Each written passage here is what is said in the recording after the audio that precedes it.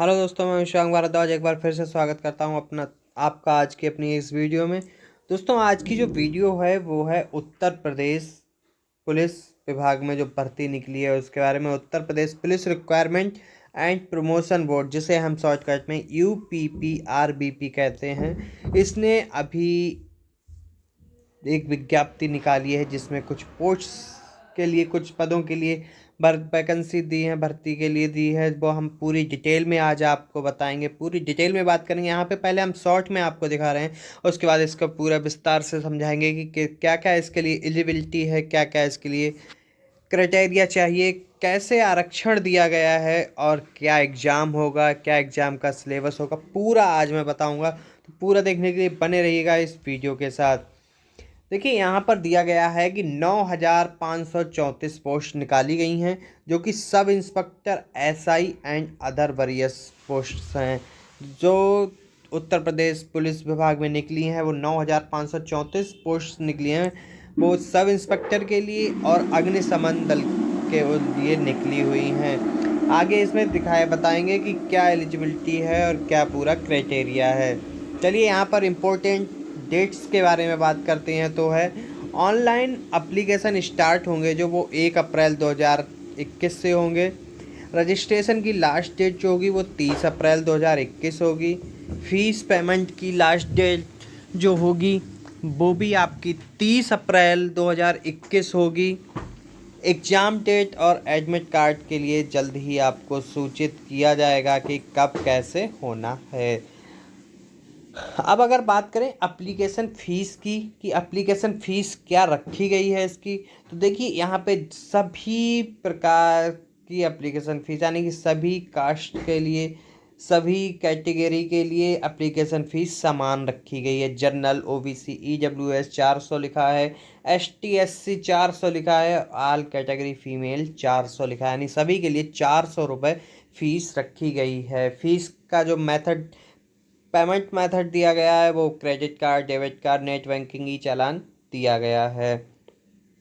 अब अगर हम बात करें एज लिमिट की, तो एज लिमिट की जो बात है, तो एज इसके लिए 1/7/2021, यानी 1 जुलाई 2021 को 21 वर्ष पूरे कर लिए हों और 28 वर्ष से कम हो, यानी कि मिनिमम 21 ईयर है और मैक्सिमम एज जो है वो 28 ईयर है। आगे हम आपको इसमें एज रिलैक्सेशन का पूरा बताएंगे कि क्या किस कैटेगरी के लिए कितना एज रिलैक्सेशन दिया गया है। चलिए, अब आगे एलिजिबिलिटी डिटेल्स हम देखते हैं। तो यहाँ पे शॉर्टकट में हम बता दें आपको कि candidates have bachelor degree in any stream from recognised university, यानी कैंडिडेट्स के लिए बैचलर डिग्री होना अनिवार्य है। अब यहाँ पे देखिए, टोटल पोस्ट जो 9,534 दी गई उनका एक क्राइटेरिया यहाँ पे शॉर्टकट में बताया है। बाकी डिटेल में किसके लिए कितनी हैं सीटें वो आगे मैं बताऊंगा आपको। देखिए, सब इंस्पेक्टर SI में जनरल के लिए हैं 3,613, OBC के लिए हैं 2,437, EWS के लिए हैं 902, SC के लिए हैं 1,895, ST के लिए हैं 180। जो टोटल होता है वो है 9,534। अब इसके लिए क्या हाइट है, क्या कैटेगरी वाइज है, क्या चेस्ट है, कितना रनिंग है, ये हम आगे आपको पूरी डिटेल में बता रहे हैं। पूरी वीडियो जरूर देखिएगा, बहुत ही महत्वपूर्ण जानकारी आपके लिए इस वीडियो में मिलने वाली है। डिटेल में यहाँ पर पूरी विज्ञप्ति जो है वो है उत्तर प्रदेश सरकार की, उत्तर प्रदेश पुलिस भर्ती एवं प्रोन्नति बोर्ड। ये इसका जो ऑफिस है वो 19C तुलसी गंगा कॉम्प्लेक्स, विधानसभा मार्ग, लखनऊ, उत्तर प्रदेश से दिया गया है। इसमें दिया गया है पुरुष एवं महिलाओं के लिए उप निरीक्षक नागरिक पुलिस तथा पुरुषों के लिए प्लाटून कमांडर PAC एवं अग्निशमन द्वितीय अधिकारी के पदों पर सीधी भर्ती 2020-21। ये जो फरवरी 2021 यानी कि अभी आपका निकला है ये विज्ञप्ति का, इसका जो ग्रेड पे आपका दिया गया है, देखिए वो वेतनमान पे है 9,300 से 34,800, ग्रेड पे 4,200 के क्रमशः 9,027, 484 एवं 23, अर्थात कुल 9,534 रिक्त पद हैं। तीनों में अलग अलग। अब आगे जो है इसमें उप निरीक्षक पुलिस के पदों का श्रेणीवार विवरण क्या दिया गया है, देखिए। अनारक्षित के लिए 3613 हैं, जो कि मैं अभी बता चुका हूँ आपको पीछे। ईडब्ल्यूएस के लिए 10% यानी कि 902 हैं। अन्य पिछड़ा वर्ग के लिए 27% यानी कि 2437 हैं। अनुसूचित जाति के लिए 21% यानी कि 1895 है। अनुसूचित जनजाति के लिए 2% यानी कि 180 पद आरक्षित हैं। टोटल 9027 पद जो उप निरीक्षक नागरिक पुलिस यानी एसआई के लिए हैं वो ये दिए गए हैं। अब इसमें देखिए सीधी भर्ती द्वारा भरे जाने वाले पदों के सापेक्ष क्षैतिज यानी कि हॉरिजॉन्टल आरक्षण जो एक होता है उसके लिए देखो, स्वतंत्रता संग्राम सेनानी के लिए 2% आरक्षण है यानी कि 180 सीट। भूतपूर्व सैनिक के लिए 5% यानी 451। महिलाओं के लिए 20% यानी कि 1805। ये एक क्षैतिज हर एक कैटेगरी वाइज आरक्षण दिया गया है। आगे इसमें बहुत सारा विवरण दिया गया है, मेन है वो मैं आपको बताता चलता हूँ। अब यहाँ पे प्लाटून कमांडर और पीएससी के लिए जो है आरक्षित हैं, अनारक्षित हैं 194, ईडब्ल्यूएस के 48, अन्य पिछड़ा वर्ग के 131, अनुसूचित जाति के 101 और अनुसूचित जनजाति के 10 यानी टोटल 484 हैं। अब आगे हम इसमें बात करते हैं अग्निशमन द्वितीय अधिकारी के जो पद हैं उसके लिए अनारक्षित 10 हैं, ईडब्ल्यूएस 2 हैं, अन्य पिछड़ा वर्ग 6 हैं, अनुसूचित जाति के 5 हैं, अनुसूचित जनजाति का 0 यानी टोटल 23 हैं। ये तीनों तरह के जो टोटल वैकेंसीज थी, टोटल डिवाइड किया गया था वैकेंसीज को, वो मैंने आपको बता दिया है। अब आगे इसमें एक मेन पॉइंट यहाँ पे आपके देखने के लिए है, ये 1.3 पॉइंट्स है। सभी कैंडिडेट्स जो भी इस फॉर्म को भरना चाहते हैं वो इसको जरूर एक बार पढ़ लें। देखिए, प्रथम परीक्षा के पूर्व किसी भी समय रिक्तियों की संख्या परिवर्तित हो सकती है। ये भर्ती किसी भी समय अथवा भर्ती के किसी भी स्तर पर बिना कोई कारण बताए निरस्त की जा सकती है। यानी अगर किसी भी कारण बस ये भर्ती निरस्त होती है तो शासन आपको ये बताने के लिए बाध्य नहीं है कि भर्ती क्यों निरस्त की जा रही है। देखिए, ऑनलाइन आवेदन की सारणी जो है, जो हम पीछे भी बता चुके हैं, आवेदन प्रारंभ होने की तिथि है 1/4/2021 यानी 1 अप्रैल 2021। आवेदन शुल्क जमा करने एवं आवेदन पत्र सबमिट करने की तिथि 30/4/2021 है।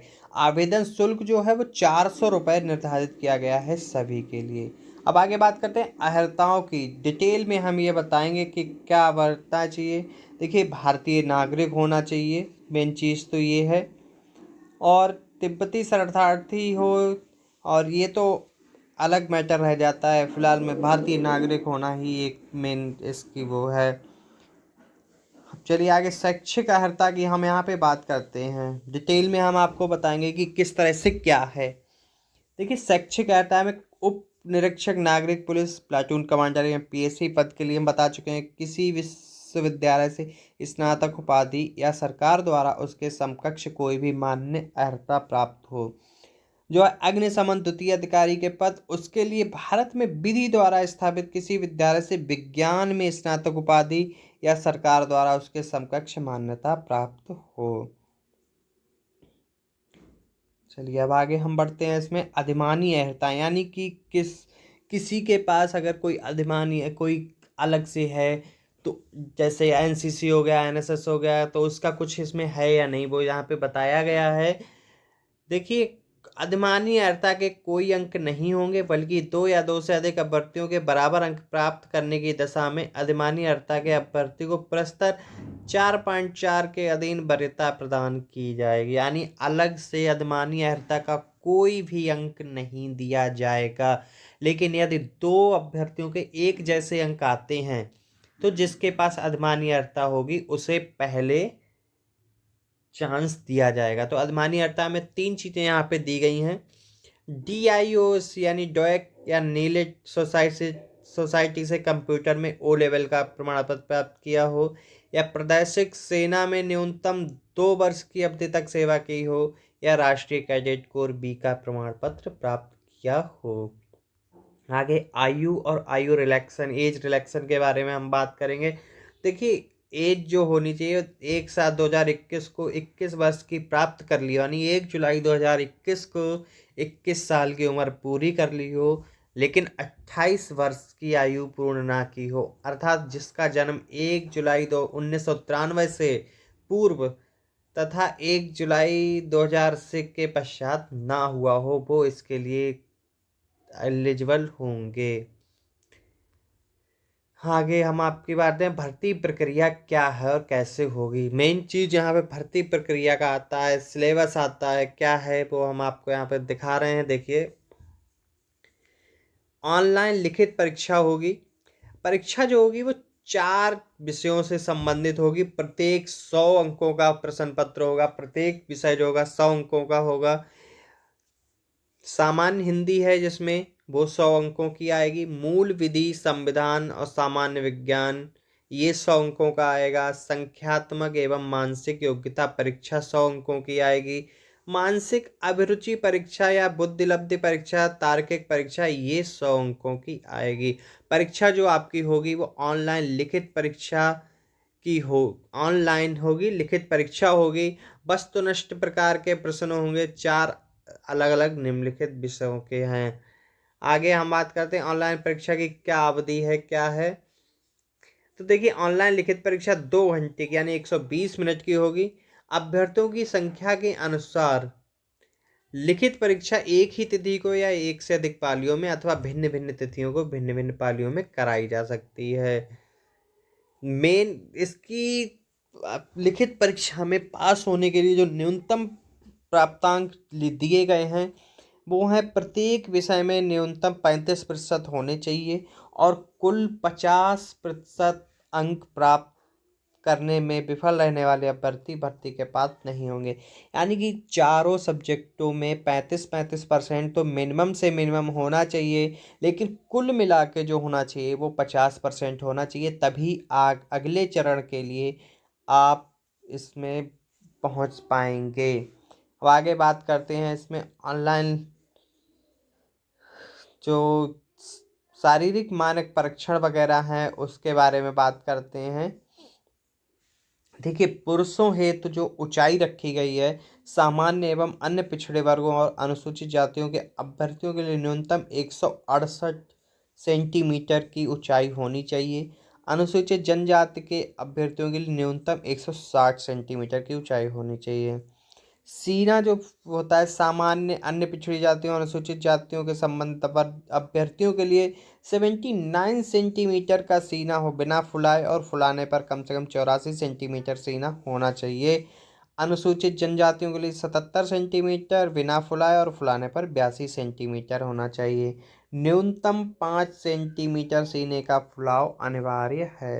दोस्तों, मैं यहाँ पे पूरी डिटेल में आपको ये बताता हुआ चल रहा हूँ जिससे कि आप इसको सही से समझ सकें और अपना फॉर्म फिल करके आगे की तैयारी सही से कर सकें। देखिए, शारीरिक दक्षता आप कैसे नापी आएगी। शारीरिक दक्षता में आप पुरुष अभ्यर्थियों के लिए 4.8 किलोमीटर की दौड़ 28 मिनट में तथा महिला अभ्यर्थियों के लिए 2.4 किलोमीटर की दौड़ 16 मिनट में पूरी करनी आवश्यक होगी। जो अभ्यर्थी नियत समय में दौड़ पूरी नहीं कर पाएंगे वो भर्ती के पात्र नहीं होंगे। अब आगे बढ़ते हैं इसमें। देखिए, चयन की श्रेष्ठता सूची जैसे सभी में बनाई जाती है वैसे ही बनाई जाएगी। अंक समान होने पर अधिमानी अर्हता रखने पर आपको वरीयता दी जाएगी, ये मैं बता चुका हूँ आपको। उस बाद आता है फिर चिकित्सा परीक्षा। चिकित्सा चयन सूची में स्थान रखने वाले अभ्यर्थियों की चिकित्सा परीक्षा में सम्मिलित होने की अपेक्षा की जाएगी, जो कि सभी भर्तियों में चिकित्सा परीक्षा होना अनिवार्य होता है। पुलिस या ऐसी कोई भी भर्ती में, पुलिस की हो, प्लाटून कमांडर की हो, पीएसी की हो या आर्मी में तो होता ही होता है, आपको अच्छे से जानकारी होनी चाहिए। चलिए, आयु आरक्षण व आयु सीमा में छूट क्या दी गई है, मेन टॉपिक यहाँ पे ये आता है। देखिए, अनुसूचित जातियों को आरक्षण 21% दिया गया है। अधिकतम आयु सीमा में छूट 5% दी गई है। अब आगे जो अनुसूचित जनजाति को जो आरक्षण दिया गया है वो 2% दिया गया है और 5% की इस पर छूट दी गई है। अन्य पिछड़ा वर्ग के लिए 27% आरक्षण है, 5% एज रिलैक्सेशन दिया गया है। आर्थिक रूप से कमजोर के लिए 10% आरक्षण है, लेकिन एज रिलैक्सेशन कोई नहीं दिया गया है। यहाँ पे क्षैतिज हॉरिजॉन्टल आरक्षण बताया गया है, आप देख सकते हैं, खुद से समझ सकते हैं देखकर। आगे इसका जो नोटिफिकेशन दिया गया है बहुत ही विस्तृत रूप से दिया गया है, जो आपके कई तो काम के हैं और कई काम के नहीं हैं, इसलिए इन सारे को सही से पूरा डिस्क्राइब नहीं किया जा सकता है। आप खुद से समझ सकते हैं और खुद ही इसको पढ़ सकते हैं। तो ये मैंने आपको बताई थी।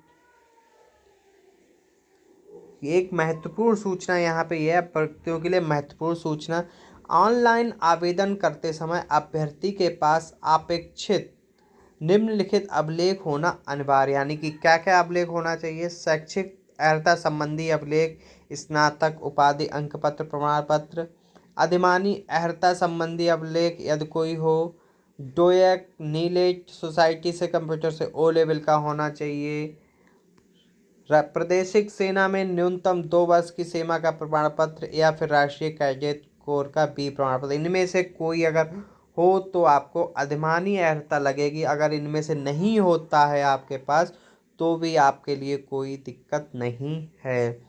आगे क्या है? आरक्षण एवं अधिकतम आयु सीमा में छूट के लिए आपको मूल निवास प्रमाण पत्र जमा करना पड़ेगा, जो कि आवेदन पत्र जमा करने की तिथि से पूर्व निर्गत होना चाहिए। अन्य पिछड़ा वर्ग के लिए जाति प्रमाण पत्र होना चाहिए, जो कि 30/4/2021 को आवेदन करने की स्थिति में दिनांक 30/4/2021 तक निर्गत होना चाहिए और 1 अप्रैल 2020 या उसके बाद का होना चाहिए। चलिए अब आगे बढ़ते हैं। इसमें हम पूरा इसमें देख सकते हैं क्या है। ऑनलाइन आवेदन की प्रक्रिया एक बार हम आपको और बता देते हैं क्या है। ऑनलाइन आवेदन करने है तो ऑनलाइन आवेदन की पद्धति है। ऑनलाइन आवेदन के समय अभ्यर्थी समस्त अर्हता संबंधी समस्त प्रमाण पत्र अंक तालिका की स्कैन कॉपी अपलोड अटैच करेंगे। सही प्रमाण पत्र संख्या अनुक्रमांक प्राप्तांक आदि का विवरण भरेंगे। ऑनलाइन आवेदन आयोग की वेबसाइट जो है UPPPBPB.gov.in पर जाकर होगी। बाकी देखिए, इसमें पहले प्रथम चरण जो है वो पंजीकरण का है। प्रथम चरण में आप पंजीकरण करेंगे। उसके बाद द्वितीय चरण में शैक्षिक अधिमानी अर्हता संबंधी जानकारी को भरेंगे। उसके बाद तृतीय चरण में आप जो है शुल्क भुगतान करेंगे, जो कि आप e challan, internet banking, credit card, debit card, UPI के माध्यम से कर सकते हैं। यहाँ पर फिर आगे आप जो भी है आपके रंगीन फ़ोटो होना चाहिए, जिसमें चेहरे की स्पष्ट छवि दिखनी चाहिए, 6 महीने के भीतर लिया गया होना चाहिए, कंधे साफ दिखने चाहिए, सफ़ेद या हल्के ग्रे रंग की सादी पृष्ठभूमि आवश्यक है।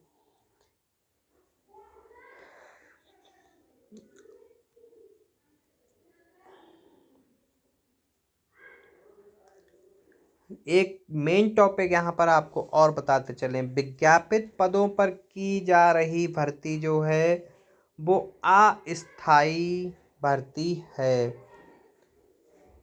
ये ध्यान देने वाला एक टॉपिक है कि ये जो भर्ती की जा रही है वो अस्थायी भर्ती की जा रही है। बाकी तो आप पूरा ये देख सकते हैं। तो दोस्तों, ये थी आपकी वैकेंसी। अब यहाँ पर क्या है सिलेबस, ये आगे मैं पूरा आपको बताऊंगा। ये वीडियो बहुत लंबी हो रही है, अगली वीडियो में मैं इसका पूरा सिलेबस आपको बता दूंगा।